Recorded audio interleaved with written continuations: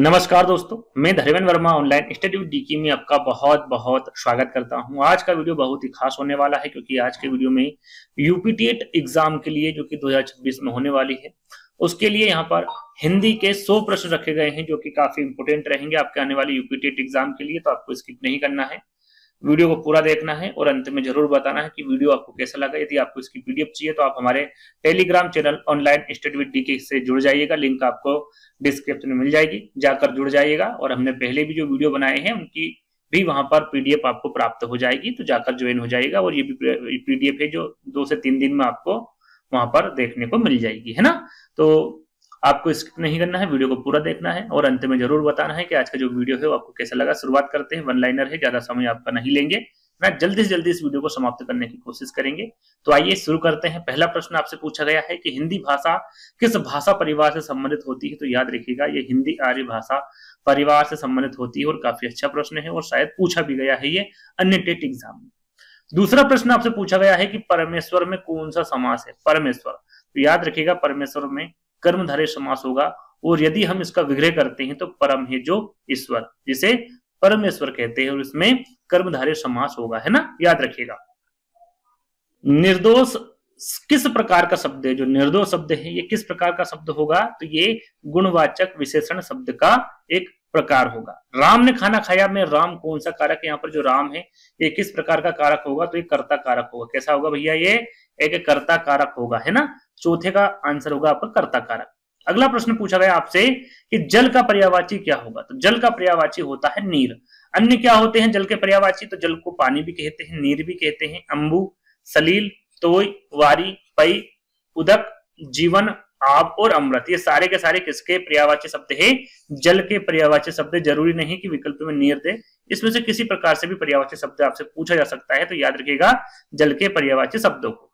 अगले प्रश्न की ओर बढ़ेंगे। अगला प्रश्न आपसे पूछा गया है कि कृतज्ञ का विलोम क्या होता है। तो कृतज्ञ का जो विलोम होता है वो कृतज्ञ भी होता है और अकृतज्ञ भी होता है। कभी कभी विकल्प में अकृतज्ञ देते हैं और कहीं कहीं कृतज्ञ दे देते हैं, तो आपको पता होना चाहिए। कृतज्ञ का जो अर्थ होता है उसे कहते हैं उपकार मानने वाला, और विलोम यानी कि इसका उल्टा क्या होता है, जो उपकार ना माने, है ना, जो उपकार को ना मानने वाला उसे क्या कहते हैं, कृतज्ञ कहते हैं या फिर अकृतज्ञ कहते हैं। याद रखिएगा, अच्छा प्रश्न है। सुबह का पर्यायवाची शब्द आपसे पूछे तो आपको पता होना चाहिए प्रातः काल होता है। प्रातः काल के साथ साथ भोर, प्रभात, सवेरा, उषा और प्रातः काल, है ना, जैसे कि विकल्प यहाँ पर इसके उत्तर में ही दिया हुआ है। तो याद रखिएगा सुबह के पर्यायवाची शब्द इतने मैं जितने भी बता रहा हूं सारे के सारे अच्छे और दमदार प्रश्न है। तो ये सुबह का पर्यायवाची शब्द आपका प्रातः काल होगा यहाँ पर, और अन्य जो उसके पर्यायवाची शब्द है उनके बारे में भी आपको बता चुका हूं।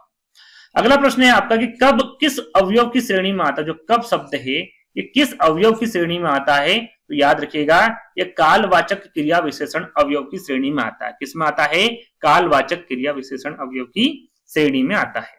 नवीन का विलोम शब्द पूछ लिया गया भैया कि नवीन का विलोम शब्द क्या होता है, तो विकल्प में प्राचीन हो तो भी सही होगा, पुराना हो तो भी सही होगा, एक साथ दोनों नहीं होंगे। नवीन का विलोम शब्द प्राचीन भी होता है और पुराना भी होता है।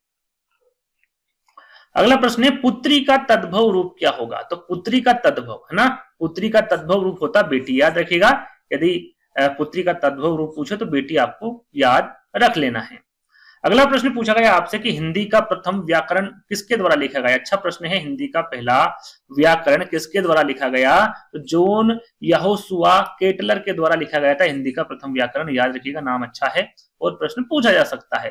प्रोज्वल, प्रोज्वल का संधि विच्छेद क्या होगा। प्रोज्वल का संधि विच्छेद पूछा गया है, तो यहाँ पर देखिए इसका संधि विच्छेद हो जाएगा प्रा प्लस उज्ज्वल, इससे बनता है प्रोज्वल। और इसमें कौन सी संधि होगी, तो याद रखिएगा ये गुण संधि का उदाहरण है। किसका उदाहरण है, ये गुण संधि का उदाहरण हो जाएगा। अगला प्रश्न पूछा आपसे लड़का खेल रहा है, इसमें कौन सा काल है, तो खेल रहा है यानी कि ये वर्तमान काल है, अभी वर्तमान काल चल रहा है यानी कि खेल रहा है ना। खेल रहा था ये नहीं पूछा गया, खेल रहा है तो ये वर्तमान काल के अंतर्गत आ जाएगा। मैं अपने आप चला जाऊंगा में कौन सा सर्वनाम है, तो इसमें हो जाएगा निजवाचक सर्वनाम में, है ना। किस प्रकार का सर्वनाम हो जाएगा, ये निजवाचक सर्वनाम हो जाएगा। ठीक, आगे बढ़ेंगे। गुरुमुखी पद में समास होगा। गुरुमुखी पद में समास पूछा गया है, कौन सा होगा, तो याद रखिएगा इसमें बहुब्रीहि समास होगा गुरुमुखी पद में। जल्दी किस शब्द भेद में आता है? जो जल्दी है ये किस शब्द भेद में आएगा? तो याद रखिएगा ये क्रिया विशेषण में आएगा। जल्दी किसमें आएगा? क्रिया विशेषण का ये शब्द भेद है या फिर इसमें आता है जल्दी शब्द। तो याद रखिएगा राजा का बहुवचन शब्द पूछ ले तो देखिए राजा का तो वैसे खुद राजा ही बहुवचन होता है, लेकिन यदि पूछ ले तो यदि विकल्प में राजागण हो तो भी वो सही हो सकता है और राजा लोग हो तो भी सही हो सकता है, क्योंकि राजा को राजागण भी बोला जाता है, राजा लोग भी बोला जाता है। वैसे राजा शब्द अपने आप में एक वचन भी है और बहुवचन भी है, तो कहीं मैंने इसको पढ़ा था इसलिए मैंने इस प्रश्न को रख दिया है ना। वैसे तो यदि बहुवचन पूछे तो विकल्प में राजा हो तो टिक कर दीजिएगा, राजा ना हो उस स्थिति में आप राजागण या फिर राजा लोग पर टिक कर सकते हैं। ठीक, आगे बढ़ेंगे। प्रश्न गया किस धातु से बना है? तो प्रश्न जो गया है ये गम धातु से बना है। किससे बना है भैया? गम धातु से आपका गया बना हुआ है। याद रखिएगा पाना किस प्रकार की क्रिया है? जो पाना है ये किस प्रकार की क्रिया है? तो ये सक्रमक क्रिया है। एक होता आक्रमक क्रिया और एक होता सक्रमक। तो यहां पर कौन सी क्रिया हो जाएगी? पाना सक्रमक क्रिया हो जाएगा। बुद्धिमान में कौन सा प्रत्यय है? बुद्धिमान शब्द में प्रत्यय पूछा गया है, तो बुद्धिमान हमेशा याद रखिएगा, सभी को पता ही होगा कि हमेशा प्रत्यय कहां पर लगता है? पीछे लगता है। तो यहाँ पर मान क्या हो जाएगा? प्रत्यय हो जाएगा। ठीक, आगे बढ़ेंगे। नीलकमल में कौन सा समास होगा भैया? सभी को पता होगा इसका आंसर कर्मधारय समास, और इसका समास विग्रह होता है नीला है जो कमल। प्री का स्त्रीलिंग रूप क्या होगा? तो प्री का जो स्त्रीलिंग रूप होता है वो प्री नहीं होता, प्रिया होता है ना। तो मिसप्रिंट हुआ है, क्या होता है? स्त्रीलिंग रूप प्रिया होता है प्री का, तो ये याद रखिएगा। आगे बढ़ेंगे। विद्यालय किस प्रकार का शब्द है? तो याद रखिएगा विद्यालय एक तत्सम शब्द होता है। किस प्रकार का शब्द होगा? ये तत्सम शब्द होगा। मीठा का विलोम शब्द पूछा गया है, तो मीठा का विलोम शब्द होता है कड़वा। गीत का पर्यायवाची शब्द क्या है? तो गीत का पर्यायवाची शब्द होता है गान, है ना। और इसके अन्य कुछ प्रमुख पर्यायवाची शब्द है गाना, धुन, तराना, राग, भजन और लोरी, है ना। ये सभी किसके पर्यायवाची शब्द है? गीत के पर्यायवाची शब्द है, तो इनके बारे में भी आपको पता होना चाहिए। आगे बढ़ेंगे। तुम कौन सा सर्वनाम है? जो तुम शब्द है ये किस सर्वनाम के अंतर्गत आता है? तो ये मध्यम पुरुषवाचक सर्वनाम है तुम। याद रखिएगा हम किस वचन में है? जो हम है ये किस वचन के अंतर्गत आता है? तो ये बहुवचन के अंतर्गत आता है, या फिर हम बहुवचन शब्द है ना। याद रखिएगा। मेधा किस लिंग की है? तो ये स्त्रीलिंग है। क्या नाम क्या है ये? मेधा स्त्रीलिंग है एक, है ना। ये एक लड़की का नाम है, तो इसे क्या कहेंगे आप? स्त्रीलिंग कहेंगे। उषा का विलोम शब्द क्या है? तो उषा का विलोम शब्द होता है संध्या। दिन रात का यहाँ पर समास पूछा गया है कि दिन रात में कौन सा समास है? तो सभी को पता होगा भैया इसमें द्वंद्व समास होता है दिन रात में। छोटे छोटे प्रश्न है लेकिन काफी इंपोर्टेंट है आपके यूपी टेट एग्जाम के लिए। राम जैसा लड़का में क्या अशुद्धि है? राम जैसा लड़का, तो देखिए यहाँ पर राम जैसे लिखा हुआ, राम जैसे लड़का में क्या अशुद्धि है? तो इसमें विशेषण की अशुद्धि है। किसकी है? विशेषण की। सही प्रयोग होगा राम जैसा लड़का, लेकिन यहाँ पर क्या लिखा हुआ? जैसे। तो ये अशुद्धि क्या हो जाएगी आपकी? विशेषण की अशुद्धि हो जाएगी। और राम, या तो इसे सही कह सकते हैं राम जैसा लड़का, या फिर राम जैसा एक लड़का, है ना। यहाँ पर ये अशुद्ध लिखा हुआ और अशुद्धि क्या है? एक विशेषण है। याद रखिएगा। शिक्षा किस धातु से बना हुआ है? तो शिक्ष धातु से बना हुआ है आपका शिक्षा। इसका अर्थ होता है सीखना या सिखाना।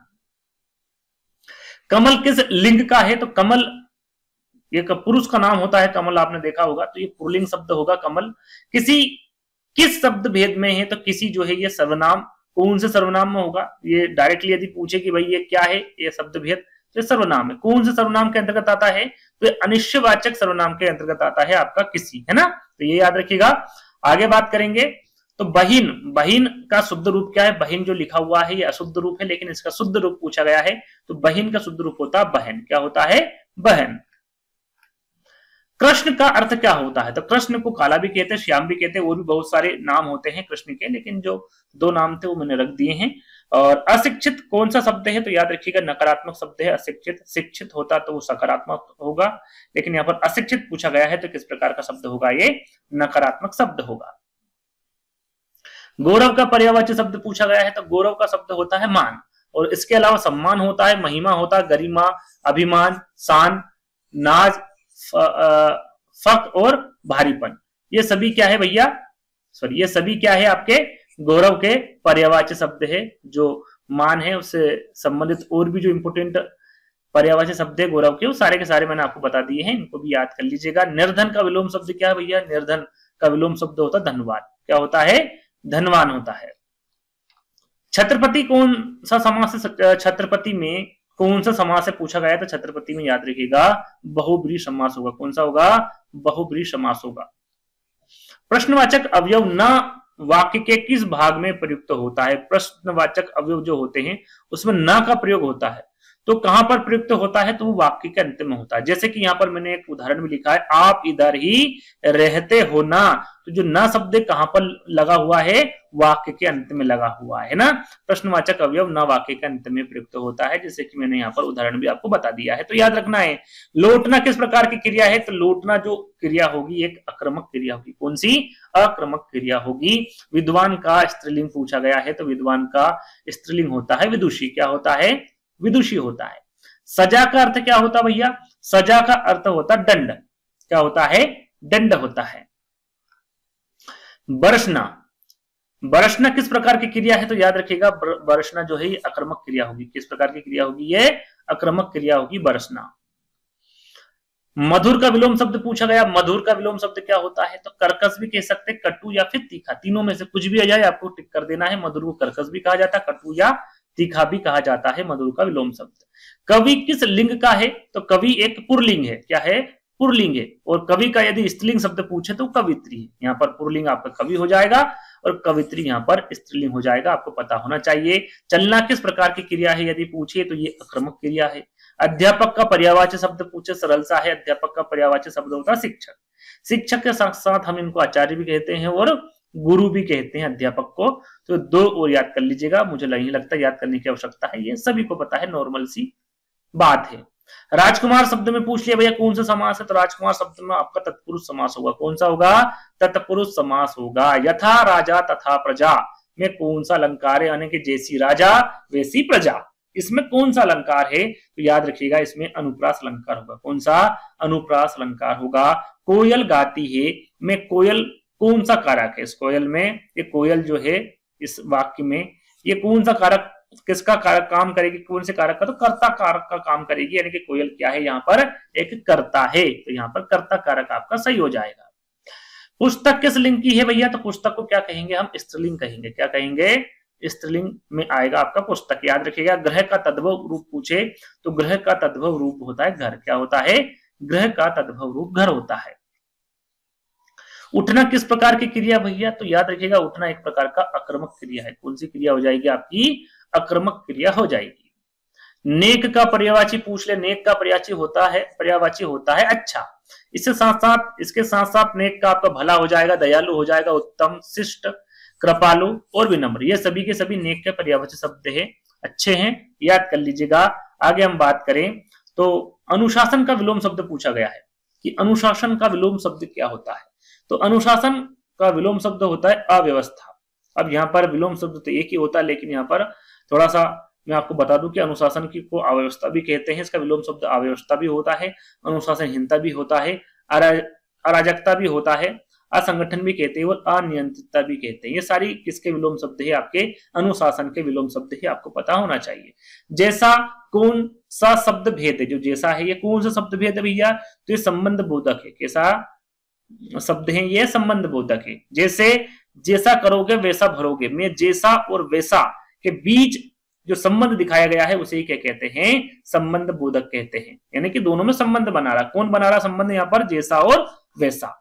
तो ये जो जैसा है ये किस में आ जाएगा? आपका संबंध बोधक में आ जाएगा। ठीक, आगे बढ़ेंगे। हृदय का तद्भव रूप पूछे तो हृदय का तद्भव रूप होता है दिल। क्या होता है? दिल होता है। मालक का शुद्ध रूप क्या हो जाएगा भैया? मालक अशुद्ध रूप है, लेकिन इसका शुद्ध रूप होता है मालिक। दौड़ना किस प्रकार की क्रिया है? तो दौड़ना एक आक्रामक क्रिया के अंतर्गत आ जाएगा। निर्मल का विलोम शब्द पूछा भैया, निर्मल का विलोम शब्द क्या होता है? तो मलिन होता है ना। निर्मल का विलोम शब्द क्या होता है? मलिन होता है। अग्नि किस लिंग की है? तो अग्नि को क्या कहेंगे आप? स्त्रीलिंग में रखेंगे। कहां पर रखेंगे? स्त्रीलिंग में। मुझे किस प्रकार का सर्वनाम है? जो मुझे है ये किस प्रकार का सर्वनाम है भैया? तो ये उत्तम पुरुषवाचक सर्वनाम के अंतर्गत आता है। मुझे इसमें आएगा, ये आपका उत्तम पुरुषवाचक सर्वनाम में आ जाएगा। मुझे याद रखिएगा, आपने पढ़ा होगा यदि सर्वनाम तो आपको पता होगा, नहीं पढ़ा है तो पढ़ लीजिएगा। और यदि आपको नहीं समझ में आ रहा तो कमेंट के माध्यम से बता दीजिएगा। अलग अलग टॉपिक के अलग अलग वीडियो बनाने की हम बहुत जल्दी कोशिश करेंगे, है ना। अगला प्रश्न, उदार का पर्यायवाची शब्द पूछ ले, तो उदार का पर्यायवाची शब्द होता है विशाल हृदय यानी कि दानी, है ना। इसके अन्य पर्यायवाची शब्द है दानशील, उदार चेता, फराग दिल, दरिया दिल, सज्जन, महामना, सदाशय और सहृदय, ये सभी के सभी आपके उदार के पर्यायवाची शब्द है। अनुराग का पर्यायवाची शब्द पूछ ले, तो अनुराग का पर्यायवाची शब्द है प्रेम। इसके साथ साथ स्नेह, लगाव, आसक्ति, प्रणय और अनुरक्ति भाव, ये अनुराग के क्या हो जाएंगे, आपके सारे के सारे पर्यायवाची शब्द हो जाएंगे। दयालु का विलोम शब्द क्या हो जाएगा भैया, दयालु का विलोम शब्द होता है क्रूर। सूरज शब्द का तत्सम शब्द क्या होगा, तो सूरज क्या है, तद्भव शब्द है और इसका तत्सम शब्द क्या हो जाएगा, सूर्य हो जाएगा। यात्रा साहित्य का पितामह किसे कहा जाता है, अच्छा प्रश्न है। तो यात्रा साहित्य का जो पितामह है ये राहुल साकृत्यायन को कहा जाता है। किसे, राहुल साकृत्यायन को कहा जाता है। श्रवण किस धातु से बना हुआ है भैया, श्रवण, तो याद रखिएगा ये श्रु धातु से बना हुआ है आपका श्रवण। महानगर कौन सा समास है, महानगर में कौन सा समास है, तो याद रखिएगा इसमें कर्मधारय समास है महानगर में। हिंदी में छायावाद के जनक किसे कहा जाता है, तो याद रखिएगा छायावाद के जनक पूछा गया है तो जयशंकर प्रसाद को छायावाद का जनक माना जाता है हिंदी का। अच्छा प्रश्न है, आपको पता होना चाहिए। गद्य शब्द किस भाषा से लिया गया है, तो ये संस्कृत भाषा से लिया गया है गद्य शब्द। आगे बढ़ेंगे, बुद्धि किस लिंग की है, तो याद रखिएगा जो बुद्धि है ये स्त्रीलिंग में आएगी। किस में आएगी भैया, स्त्रीलिंग में आएगी। अगला प्रश्न, हिंदी का प्रथम मौलिक उपन्यास कौन सा माना जाता है, तो मौलिक उपन्यास के बारे में पूछे तो आपको पता होना चाहिए, उसे परीक्षा गुरु कहा जाता है। ये किसके द्वारा लिखा गया, लाला श्रीनिवास दास द्वारा लिखा गया। कब लिखा गया, 1982 में लिखा गया। कर्मठ का अर्थ पूछ लिया गया भैया, कर्मठ का अर्थ क्या होता है, तो इसका अर्थ होता है परिश्रमी, है ना। समानार्थी शब्द पूछ लिया इसका, कर्मठ का अर्थ पूछ लिया, समानार्थी शब्द पूछ लिया, परिश्रमी आपका सही हो जाएगा। दोहा किस छंद का उदाहरण है, दोहा, याद रखिएगा दोहा मात्रिक छंद का उदाहरण है। किसका है, मात्रिक छंद का उदाहरण है। नीति शास्त्र किस समास का उदाहरण है, ये पूछा गया है, यानी कह सकते हैं कि नीति शास्त्र में कौन सा समास लगा हुआ है, पूछा गया है, तो इसमें तत्पुरुष समास है। नीति शास्त्र में कौन सा समास होगा, तत्पुरुष समास होगा। आगे हम बढ़ेंगे, निराला, निराला किस साहित्य युग के कवि माने जाते हैं, तो याद रखिएगा निराला छायाविद युग यानी छायावाद युग के कवि माने जाते हैं निराला, है ना, आपको पता होना चाहिए। अच्छा प्रश्न है। आगे चले, चंचल, चंचल का पर्यायवाची शब्द क्या है भैया, चंचल का पर्यायवाची शब्द होता है चपल और इसके अन्य पर्यायवाची शब्द अस्थिर, चलायमान, अधीर, उद्दिगम, नटखट, चुलबुला और अस्थिर, है ना। ये सभी के सभी क्या है, एक साथ दो यहाँ पर पर्यायवाची शब्द लिख दिए गए हैं तो आप थोड़ा सा कंफ्यूज मत होइएगा, दोनों एक ही है ना। तो ये सारे के सारे जो पर्यायवाची शब्द है वो किसके हैं, चंचल के पर्यायवाची शब्द है। दौड़ना, दौड़ता किस काल का रूप है, जो दौड़ता है, दौड़ लगा रहा है, तो ये किस काल का रूप है भैया, तो ये वर्तमान काल का रूप है। किसका है, वर्तमान काल का रूप है।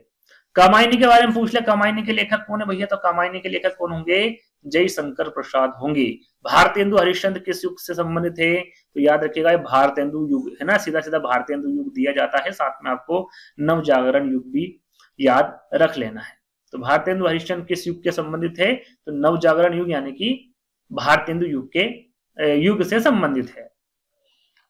अगला प्रश्न है, छायावाद के 4 प्रमुख स्तंभ कौन से माने जाते हैं भैया, छायावाद के प्रमुख 4 स्तंभ के बारे में पूछा गया है। एक आपके जयशंकर प्रसाद, दूसरे आपके सूर्यकांत त्रिपाठी निराला, तीसरे आपके सुमित्रा नंदन पंत और चौथे नंबर पे है महादेवी वर्मा। इन चारों को छायावाद का स्तंभ माना जाता है, याद रखिएगा। हिंदी का प्रथम महाकाव्य किसे माना जाता है, तो हिंदी का जो प्रथम महाकाव्य है वो पृथ्वीराज रासो को माना जाता है। किसके द्वारा लिखा गया, तो चंद्रवरदाई के द्वारा लिखा गया। साकेत के रचनाकार कौन है, तो साकेत के रचनाकार पूछा है तो मैथिली शरण गुप्ते। कौन है भैया, मैथिली शरण गुप्ते है साकेत के रचनाकार। तार सप्तक के बारे में पूछ ले कि भाई तार सप्तक का संपादन किसके द्वारा किया गया, तो सच्चिदानंद हिरानंद वात्स्यन अज्ञे, है ना, आप अज्ञे भी याद रखिएगा तो भी कोई दिक्कत नहीं है, ये इनका उपनाम है। तो याद रखिएगा तार सप्तक का संपादन किसके द्वारा किया गया, अज्ञे जी द्वारा किया गया। अंधायुग नाटक के रचनाकार कौन है, तो अंधायुग नाटक के बारे में पूछ ले तो याद रखिएगा धर्मवीर भारती अंधायुग नाटक के रचनाकार है। अंतरिक्ष का तद्भव रूप पूछ ले कि भाई अंतरिक्ष का तद्भव रूप क्या है, तो वो आकाश होगा अंतरिक्ष का तद्भव रूप। आगे बात करें कर्म भूमि के लेखक कौन है, तो कर्म भूमि के लेखक के बारे में पूछे तो याद रखिएगा वो आपके मुंशी प्रेमचंद हो गए। रत्न का पर्यायवाची पूछ ले, रत्न का पर्यायवाची शब्द होता है मणि। इसके अलावा नगीना भी होता है, जवाहर भी होता है और जौहर भी होता है रत्न के पर्यायवाची शब्द। कुरुक्षेत्र काव्य किसके द्वारा लिखी गई भैया, तो याद रखिएगा कुरुक्षेत्र जो काव्य है रामधारी सिंह दिनकर के द्वारा लिखी गई। जलधारा में समास पूछ लिया आपसे कौन सा समास, तो याद रखिएगा इसमें तत्पुरुष समास होगा। महाभोज उपन्यास के लेखक के बारे में पूछ ले किसके द्वारा लिखा गया, तो याद रखिएगा ये मन्नू भंडारी के द्वारा लिखा गया था महाभोज उपन्यास। आगे बात करें तो शोक का विलोम क्या होगा, शोक का विलोम होता है आनंद और आनंद का विलोम होता है शोक, है ना। विपंथी उपन्यास के रचिता कौन है, तो विपंथी उपन्यास के रचिता के बारे में पूछे तो याद रखिएगा धर्मवीर भारती होंगे। नयन किस लिंग का है, तो ये नयन क्या है भैया, एक पुरलिंग है। क्या है, नयन एक पुरलिंग शब्द है। चलना किस प्रकार की क्रिया है, तो याद रखिएगा चलना एक प्रकार का अकर्मक क्रिया है। शक्ति ये किस लिंग की भैया, तो शक्ति स्त्रीलिंग की है। किसकी भैया, स्त्रीलिंग शब्द है शक्ति। अगला और अंतिम प्रश्न है, जैसे कि मैंने बताया था टोटल 100 प्रश्न आपको मिलेंगे, तो अंतिम प्रश्न है। और प्रश्न है कि क्षमा का पर्यायवाची शब्द क्या है, तो क्षमा का पर्यायवाची शब्द होता है दया। इसके अन्य पर्यायवाची शब्द है माफी, दया, करुणा, अनुग्रह, क्षमादान, रहम और सहानुभूति। ये सभी के सभी क्षमा के पर्यायवाची शब्द है। और मुझे लगता है बहुत कम समय में 100 प्रश्न मैंने कंप्लीट कर दिए हैं। तो आई होप आपको ये 100 प्रश्न का जो वीडियो है वो काफी अच्छा लगा होगा। यदि अच्छा लगे तो वीडियो को लाइक करना, शेयर करना है, चैनल को सब्सक्राइब कर लेना है। जल्द ही दोस्तों एक नई वीडियो के साथ मिलेंगे। धन्यवाद।